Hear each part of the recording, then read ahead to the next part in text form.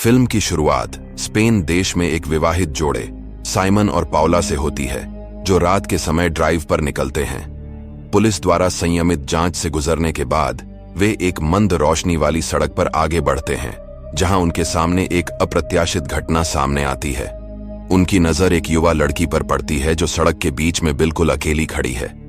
उसकी सुरक्षा के बारे में चिंतित होकर वे सहायता की पेशकश करने के लिए अपने वाहन से बाहर निकलते हैं। हालांकि लड़की चुप रहती है और आगे बढ़ जाती है। उसे बचाने के उनके प्रयास व्यर्थ हैं, क्योंकि वह अचानक एक आती हुई मोटरसाइकिल की ओर बढ़ती है। लड़की को बचाने के चक्कर में मोटरसाइकिल फिसल जाती है और लड़की बेहोश हो जाती है। साइमन और पाउला जल्दी से उसे अस्पताल ले गए। उन्हें आश्चर्य हुआ जब डॉक्टर ने खुलासा किया कि दुर्घटना के कारण उसे कोई चोट नहीं आई, वह पहले से ही गंभीर रूप से बीमार है। उसकी किडनी ठीक से काम नहीं कर रही है और इससे भी अधिक आश्चर्य की बात यह है कि लड़की बोलने से इनकार करती है, भले ही वह मूक नहीं है। सबसे विचित्र बात यह है कि लड़की केवल चौक से बने बक्से के अंदर ही सुरक्षित महसूस करती है। उसे इससे बाहर लाने के किसी भी प्रयास के कारण वह उन्मादी हो जाती है और केवल पाउला की उपस्थिति ही उसे शांत कर पाती है। पुलिस द्वारा लड़की के माता पिता का पता लगाने के प्रयास व्यर्थ साबित हुए और किसी भी लापता बच्चे की रिपोर्ट पर उसका पता नहीं चला। समय के साथ पाउला और साइमन उससे गहराई से जुड़ गए। एक दिन यह देखकर कि वह एक नर्स के नाम पर कैसे प्रतिक्रिया करती है, डॉक्टरों को पता चला कि उसका नाम क्लारा है। सरकार द्वारा नियोजित परामर्शदाता ग्लोरिया जोड़े को सूचित करती है कि क्लारा अस्पताल में मानसिक रूप से ठीक नहीं है।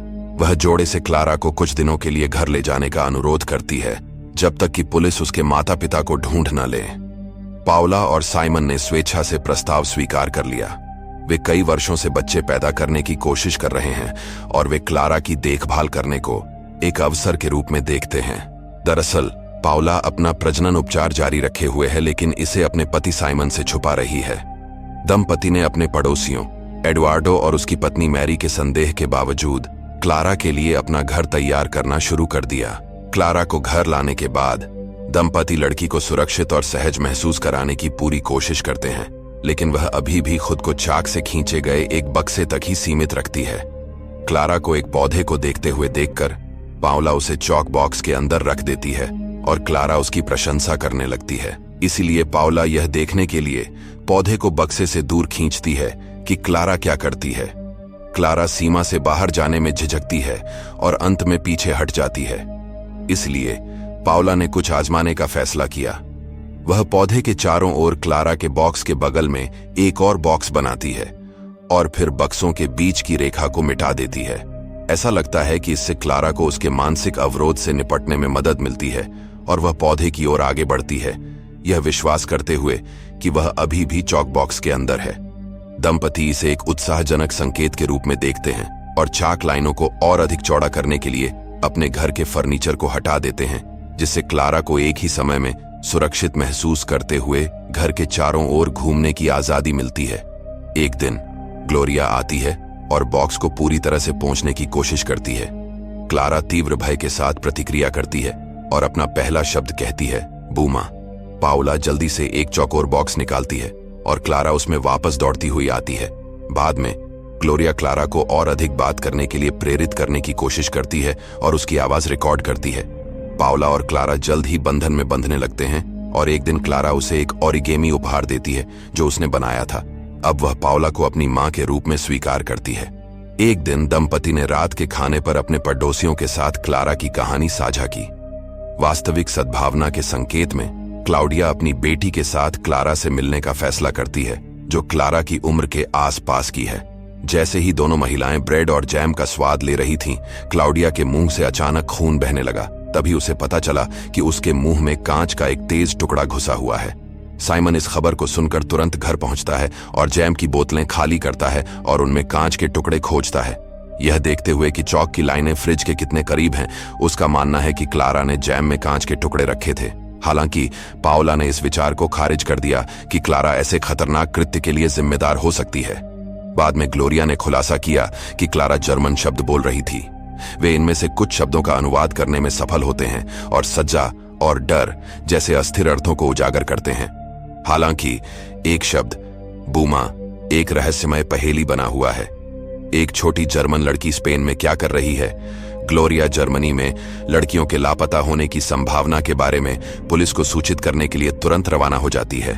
क्लारा की राष्ट्रीयता को सत्यापित करने के प्रयास में पाउला ने पहेली खेलते हुए उसे जर्मन में बातचीत में शामिल किया।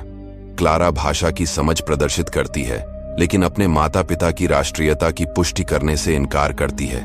तभी वॉशिंग मशीन जोर जोर से खड़खड़ाने लगती है। पाउला मशीन के अंदर घर की चाबी पाकर हैरान हो जाती है, लेकिन जब वो क्लारा को घर में ढूंढती है तब वो उसे कहीं भी नहीं पाती है, जिससे उसे घबराहट होने लगती है और वह पास में गुजर रहे एक पड़ोसी से मदद मांगती है, लेकिन पड़ोसी से पूछताछ से भी उसे कोई जानकारी नहीं मिलती है। घर लौटने पर पाउला ने क्लारा को रसोई में साइमन के साथ जूस पीते हुए पाया, जो अभी अभी घर लौटा है। बाद में ग्लोरिया ने जैम में कांच के टुकड़े पाए जाने की घटना में क्लारा की संलिप्तता के बारे में गपशप का खुलासा किया। अगले सीन में क्लारा एक चित्र के साथ नीचे से निकलती है और पाउला से उसे समझने का आग्रह करती है। ग्लोरिया सोचती है कि उसने घास और आकाश का चित्र बनाया है और उसे उल्टा प्रस्तुत कर रही है, लेकिन क्लारा इस बात पर जोर देती है कि हरा भाग शीर्ष पर है। जब पाउला अभी भी इसे समझ नहीं पाती है तो क्लारा गुस्से में जवाब देती है, जिससे ग्लोरिया चिंतित हो जाती है।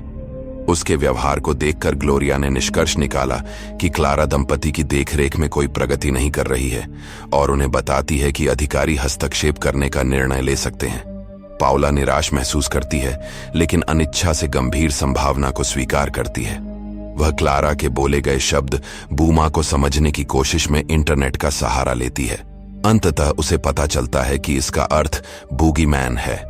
अचानक पाउला को घुटन महसूस होती है और घबराहट के साथ उसे एहसास होता है कि उसके पेय में एक कांच का टुकड़ा है।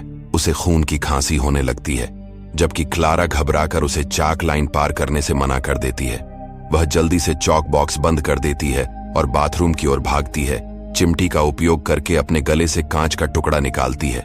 जब वह वापस लौटी तो क्लारा गायब हो गई थी और सामने का दरवाजा खुला हुआ था। पाउला को यकीन है कि क्लारा का अपहरण कर लिया गया है, क्योंकि वह कभी भी चाक चिह्नित सीमाओं से परे नहीं जाएगी। पुलिस सतर्क हो जाती है और लापता लड़की की गहन तलाश शुरू कर दी जाती है। जंगल में क्लारा की फेंकी हुई जैकेट की खोज से पाउला के दिल में परेशानी की लहर दौड़ जाती है। उसने जासूसों के सुझावों को खारिज कर दिया कि क्लारा खुद ही भाग गई है और वह आश्वस्त है कि उसका अपहरण कर लिया गया है। इसके बाद आने वाली रात पाउला के लिए यातनापूर्ण होती है और अगले दिन साइमन उसके सामने क्लारा की उनके घर में मौजूदगी के बारे में कई संदेह पैदा करता है।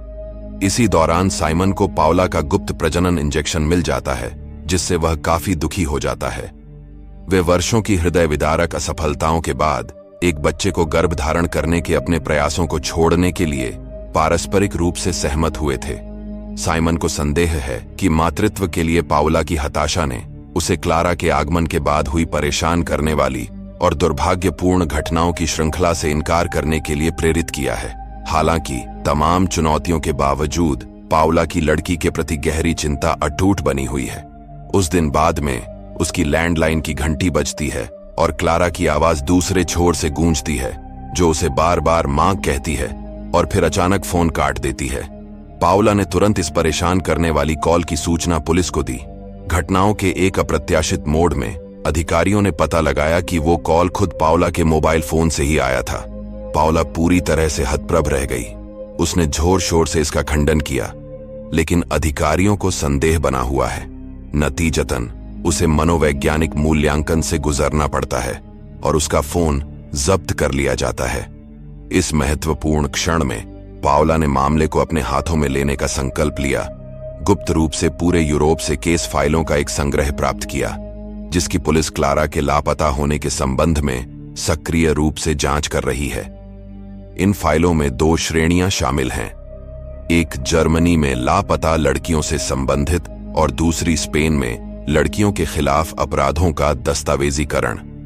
उत्तरार्ध में स्पेन में एक मृत किशोर लड़की की खोज का विवरण देने वाली एक रिपोर्ट है, जिसने यौन उत्पीड़न और शारीरिक शोषण का सामना किया था। फिर भी उसकी पहचान आज तक एक रहस्य बनी हुई है। एक बात पाउला को विशेष रूप से चौंकाने वाली लगती है, वह है अपराध स्थल की एक तस्वीर। जिसमें क्लारा द्वारा तैयार की गई एक ओरिगेमी आकृति के समान उल्लेखनीय रूप से दर्शाया गया है। अपने दृढ़ संकल्प से प्रेरित होकर पाउला ने कोरोनर के नाम पर ध्यान दिया जिसने रिपोर्ट लिखी है, और वो उससे मिलने जाती है। कोरोनर अज्ञात लड़की के मामले में महत्वपूर्ण अंतर्दृष्टि प्रदान करती है, जिससे उसकी कमजोर किडनी और खराब आंख सहित उसकी चिकित्सीय स्थितियों का पता चलता है। यह जानकारी एक बार फिर पाउला की रुचि को बढ़ाती है, क्योंकि जर्मनी की लापता लड़कियों के रिकॉर्ड की एक फाइल में इंग्रिड नाम की एक जर्मन लड़की को दिखाया गया है जिसकी एक आंख खराब होती है। एक त्वरित खोज से पाउला को वर्षों पहले की एक समाचार रिपोर्ट मिली, जिसमें इंग्रिड के परेशान माता पिता अपनी बेटी का पता लगाने में मदद की गुहार लगा रहे थे, जिसे स्पेन के एक समुद्र तट से अपहरण कर लिया गया था और वो कभी नहीं मिली। इसके अलावा पाउला को बिना किसी पहचान वाली रहस्यमयी लड़की को इंग्रिड से जोड़ने के और भी सबूत मिले, जिसमें इंग्रिड के घर में उसी ओरिगेमी की मौजूदगी भी शामिल है। घर लौटकर पाउला ने उस चित्र की सावधानीपूर्वक जांच की जो क्लारा ने उसके लिए बनाया था। वह अंततः समझती है कि चित्र में पाउला और साइमन के घर की खिड़कियों में से एक दृश्य को दर्शाया गया है जो उनके पड़ोसियों एडुआर्डो और मैरी के निवास को सीधी दृष्टि प्रदान करता है। पाउला अपनी खिड़की की ओर एडुआर्डो की लगातार नजर को नजरअंदाज नहीं कर सकती, जिससे उसे विश्वास हो गया कि उसके साथ कुछ गड़बड़ है।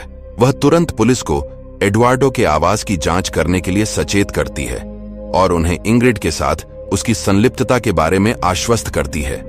इसके बाद वह एडुआर्डो के घर में प्रवेश करने का फैसला करती है।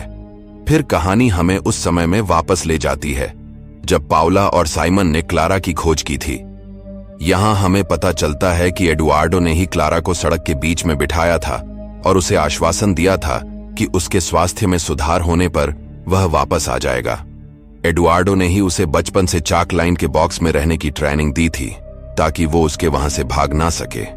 यहां पर वो क्लारा को सड़क पर बने सफेद रेखाएं पर सीधा चलने के लिए कहा था ताकि वो किसी एक्सीडेंट में मारी जाए, लेकिन साइमन और पाउला की वजह से वो बच जाती है।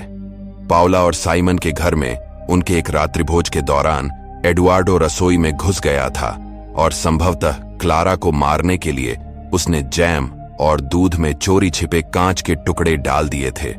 उसने वॉशिंग मशीन के अंदर चाबियां भी रख दी थीं और जब पाउला क्लारा की तलाश में गई तो एडुआर्डो ने उसका अपहरण करने का प्रयास किया था, लेकिन साइमन के घर लौटने पर असफल रहा। इसके अलावा उसने गुप्त रूप से लौटाने से पहले पाउला का फोन उसके घर पर कॉल करने के लिए ले लिया था। वर्तमान में लौटते हुए पाउला क्लारा की खोज के लिए एडुआर्डो की पत्नी मैरी द्वारा आवश्यक मानचित्र प्राप्त करने के बहाने उसके घर में प्रवेश करती है।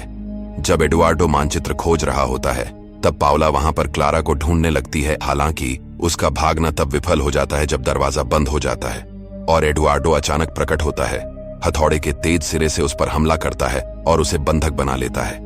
कई अन्य फिल्मी मनोरोगियों की तरह उसके पास एक गुप्त प्रवेश द्वार होता है जो एक भूमिगत तहखाने की ओर जाता है।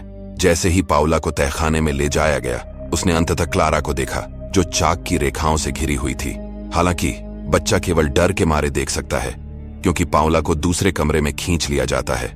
सफाई के बाद एडुआर्डो को पुलिस की पूछताछ का सामना करना पड़ता है, लेकिन वह संदेह से बचने में सफल हो जाता है और नीचे लौट जाता है। एडुआर्डो पाउला को यह जानने के लिए प्रताड़ित करता है कि उसने उसके काले रहस्य को कैसे उजागर किया है।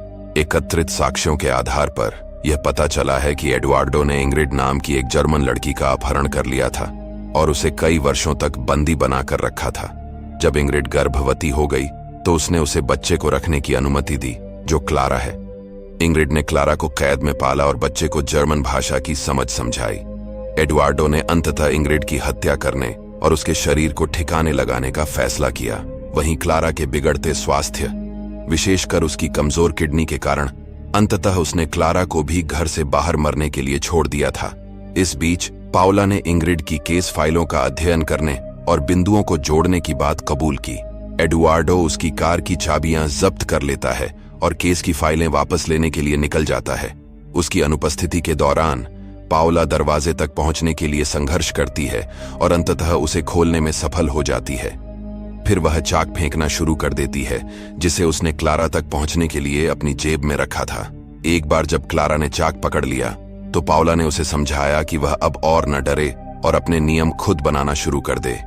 क्लारा चाक लेती है और फर्श पर अपनी स्वयं की चाक रेखाएं बनाना शुरू कर देती है। एडुआर्डो के लौटने पर उसे क्लारा के लापता होने का पता चलता है और वह क्रोधित हो जाता है। वह क्लारा के ठिकाने का खुलासा करने के लिए मजबूर करने के प्रयास में पाउला पर हिंसक हमला करता है। इस अवसर का लाभ उठाते हुए क्लारा भाग जाती है और एडुआर्डो और पाउला को अंदर बंद कर देती है। वह बड़ी मेहनत से सीढ़ियों और पूरे घर में चाक से रेखाएं खींचती है, जो अंततः सामने के दरवाजे तक पहुंचती है। जमीन पर चित्र बनाना जारी रखने में असमर्थ वह एडुआर्डो के पड़ोसी साइमन को चिल्लाती है, जो अपनी पत्नी के लापता होने की रिपोर्ट करने में व्यस्त है। पाउला की जान के डर से क्लारा घर से बाहर निकलने और साइमन के घर की ओर जाने का साहस जुटाती है। हालांकि उसका रास्ता एडुआर्डो की पत्नी मैरी द्वारा बाधित किया जाता है, जो क्लारा को जबरन पकड़ लेती है। सुबह में एडुआर्डो को अपने बिस्तर पर शांति से सोते हुए पाया जाता है, जो दर्शाता है कि क्लारा को एक बार फिर कैद में फंसा लिया गया है। दरअसल मैरी को अपने पति की सच्चाई के बारे में पहले से ही पता होता है। वो इस जघन्य अपराध में अपने पति का साथ देती है ताकि एडुआर्डो उसे अपने बच्चों से मिलने से रोके ना।